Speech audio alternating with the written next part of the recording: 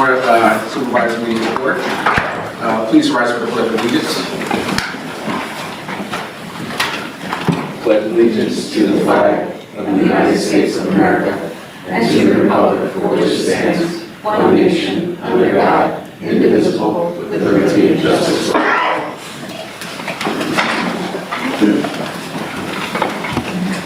All right, can we begin with our roll call, please? Matthew Branner, Chief of Police. Krista Heinrich, Township Engineer. Cindy King, Director of Finance. Jeff Winterbottom, Assistant Manager. Bob Hart, Township Consultant. Kyle Miller, Solicitor's Office. Joe Cavanagh, Vice Chairman. Laura Rivera, Supervisor. Patty Mark, Supervisor. Sammy Coleman, Supervisor and Chair. Please note we held an executive session prior to this meeting and we discussed items of personnel and other business. At this time, we've all received the minutes. I'd like the approval of the regular meeting minutes from March 24th, 2026. I'll make that motion. A second. I will second that. It's been moved and properly seconded that we approve the regular meeting minutes from March 24th, 2026. All those in favor say aye. Aye. All opposed? Motion carries. At this time, do we have any citizens to be heard? All right. Bob, are the lights? It seems dark up there. All the lights are. Try to. There it is. All right. We're going to start. We do have one item of old business, resolution number 2933, 301 East Johnson Highway, preliminary land development. I'd like to call on our township engineer, Krista Heinrich, to review this item. Thank you, Chair Coleman. This is a land development at the intersection of Old Arch and East Johnson Highway. It's for improvements to a gas station.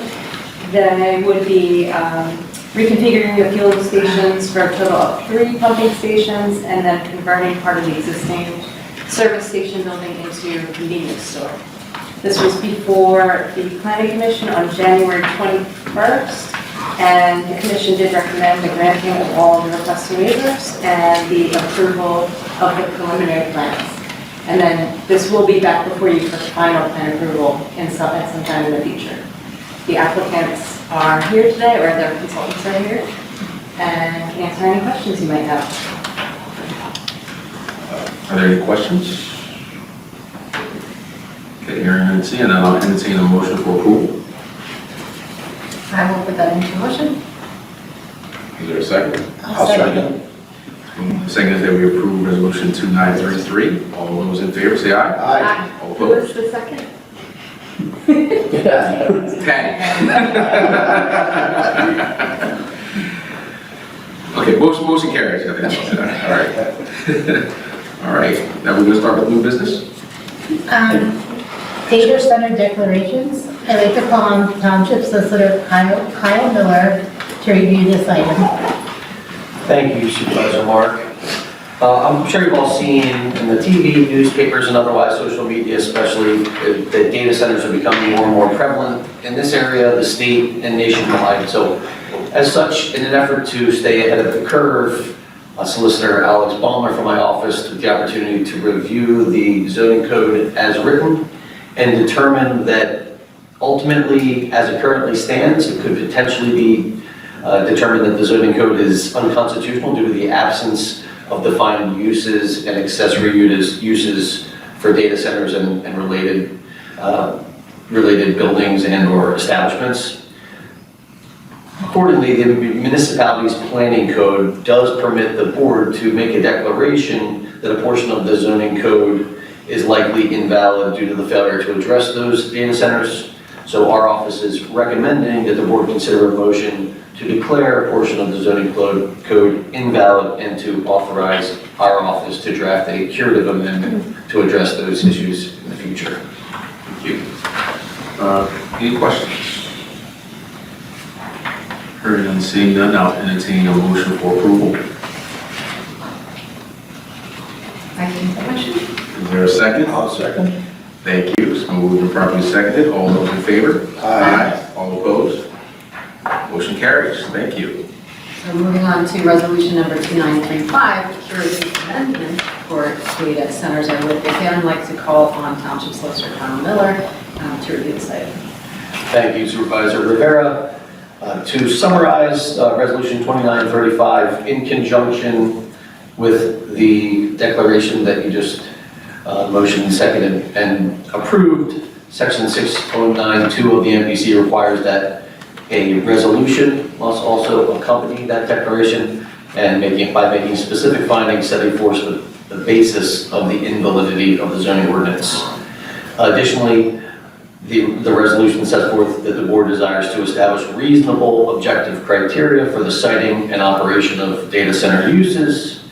Additionally, the zoning ordinance must provide for data center uses within the township, and as it exists, no such use is defined or provided for in the ordinance.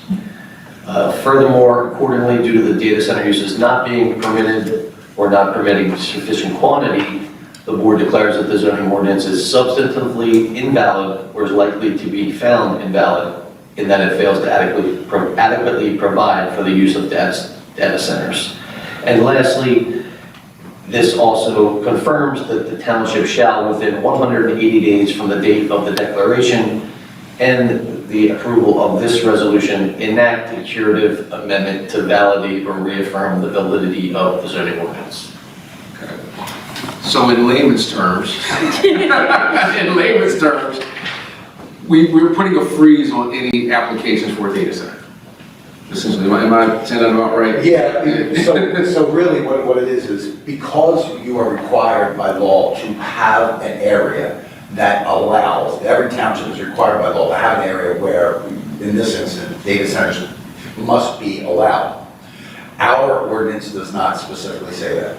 So potentially, we could be put in a position where it is found invalid and it is allowed to go by a court in an area we do not.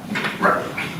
We have no applications in front of us. It's not that. This is trying to get ahead of it, as Solicitor Miller said. So this action basically stops the process while we put a more comprehensive and well thought out ordinance in place, ordinance in place. That will come back within 180 days and you'll vote on that. But for now, it's basically not, there's almost a moratorium during this process. It's this doesn't happen often, so that's why I say it's a little difficult, but yeah. And as I reiterate, we don't want anything going where you don't want it to go. Yeah. And so that's why we're taking this measure, this step right now. Okay, all right. Had to make sure we understood. Any questions on that? All right, I'll entertain a motion for approval. I'll make a motion.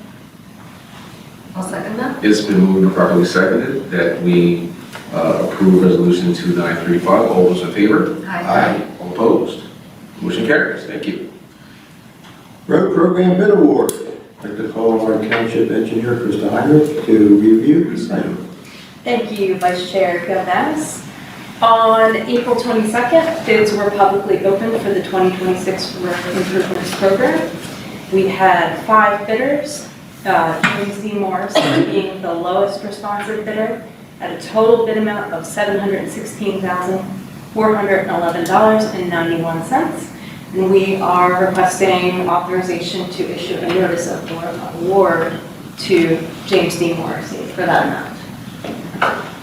Do we have any questions? I'll entertain a motion for approval.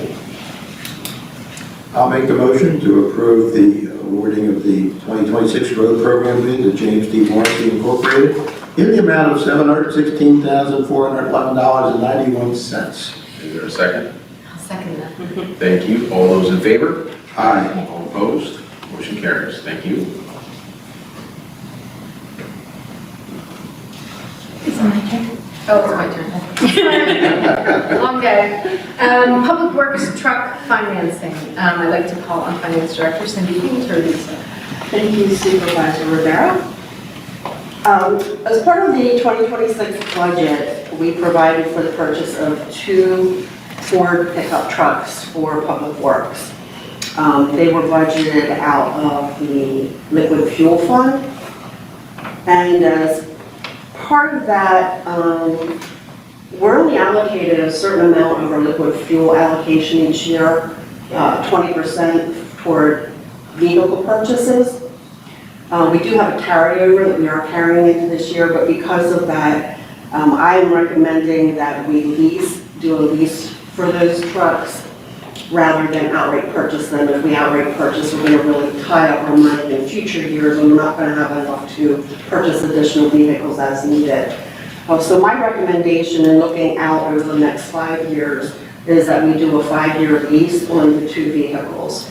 And that would be, we would have 5 annual payments of $37,987.24 that would be due each May. It would be a one payment per year that would be due May each year. That's my recommendation. As part of that, I'm recommending that we would sign that lease agreement with Univest. Univest Capital Leasing, they are a municipal lender that they're used by many municipalities. We have borrowed from them before. They're very easy to work with, and they have a competitive interest rate. As part of it, because when we receive these trucks, we usually typically get the chassis first, and then the upfitting comes later. So there would be an escrow agreement with Univest. So what would happen is they would hold the money when we need the money for the chassis. When we receive that and have the invoice, they would release the money for the chassis. And then later on, when the upfitting is finished, they would release the funds for the upfitting. So we're asking, my recommendation is to do a 5-year lease and sign the escrow agreement as well. Do we have any questions? Have we done this type of arrangement before for Public Works? Yes.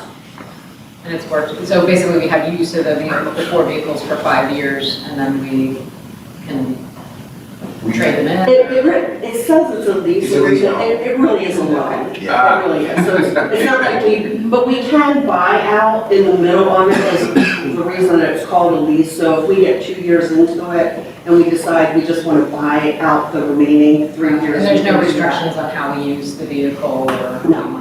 Right. No, the only restrictions we have are the ones that are required by liquid fuel funds, that they have to, these 2 vehicles in particular have to be used for public works, used for roadways. And this is really because, as Cindy said,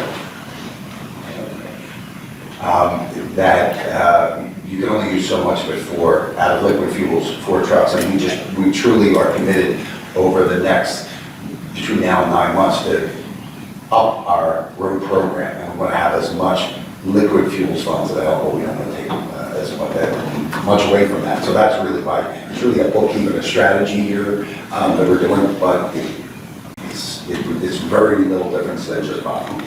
And I would just add that the amount of liquid fuel funds that we typically can use for vehicle or large equipment purchases has been around the 80,000 per year area. So, if we spend too much in 1 year, we're going to restrict ourselves. Any other questions? All right, I'll entertain a motion for approval. I will make that motion. Is there a second? I'll second. Thank you. All those in favor? Aye. All opposed? Thank you very much. Motion carries. All right. All right, time to pay the bills. Call on our finance director, Cindy King. Need that, I had that right here. As I said last week in June, I screwed up again. I have to move. I was prepared to give her presentation. She was wonderful. Thank you, Supervisor Cabanas. So, the township's expenditures for the period from March 24th, 2026 through April 27th, 2026 are as follows. Accounts payable, $451,115.69. Police asset forfeiture, $8,475.21. Payroll, $654,471.50, for a total of $1,114,062.40. All right, I'll entertain a motion for us to pay the bill. I I will make that motion. I will second that motion. All those in favor? Aye. All opposed? All right, pay the bills. Township update. Thank you, Chairman Cohen. Just wanted to comment, I know you maybe mentioned by others, but some of us attended our PSATs, Organization for Township Officials, this past weekend. I just wanted to comment because occasionally some municipalities, their staff will offer or submit a class to teach at the event. This past year, our Director of Fire Services, Eric Myers, and our real team of code enforcement and fire team put together a program that was presented up at PSATs, which you all know about, and it was received extremely well. What we're doing here in East Norton is really, I mean, others are doing it, but it really is a model for much of the state that volunteerism is struggling throughout the state, throughout the country, and the hybrid method that we are doing is, it's not widely practiced the way we are. It's becoming more so, and I can tell you that after the program, which was a packed room, Mr. Myers was inundated afterwards for information about how we do it and all the different protocols that we put together. And that's a credit to the board and staff that has thought outside the box for the last few years to try to keep costs down and still provide high quality fire protection for our residents. So that's really all I have, but I wanted to comment on that. Yeah, and thank you for that, because I did learn there are a lot of other townships out there that are really trying to do what we do. So we're ahead of the curve in a lot of different ways. So I'm thankful for, everyone in this room, all of our staff, our fire and police officers, because again, as you kind of walk the room and you talk to, other supervisors and kind of hear what they're going on, we're like, wow, we've already addressed this. Wow, we've already addressed this. Well, so we've been very proactive over the past few years with a lot of what we've done here. So thank you for that. One thing I forgot at the beginning, I forgot to see if there were any comments from the Board of Supervisors. So are there any comments from the Board of Supervisors? Well, I have a comment. Yes. And Bob stole my thunder a little bit, but yes, I was also in attendance at the conference last week in Hershey, and last year too. And I was in attendance for Eric Myers' great presentation. A lot of the room was, and I asked the question at the end when I made a comment, how many are supervisors? And a good 60 or 70% of the room put their hand up. And people from supervisors, township supervisors from the southeast part of the state, which is where we are, said, is he available? And I said, no.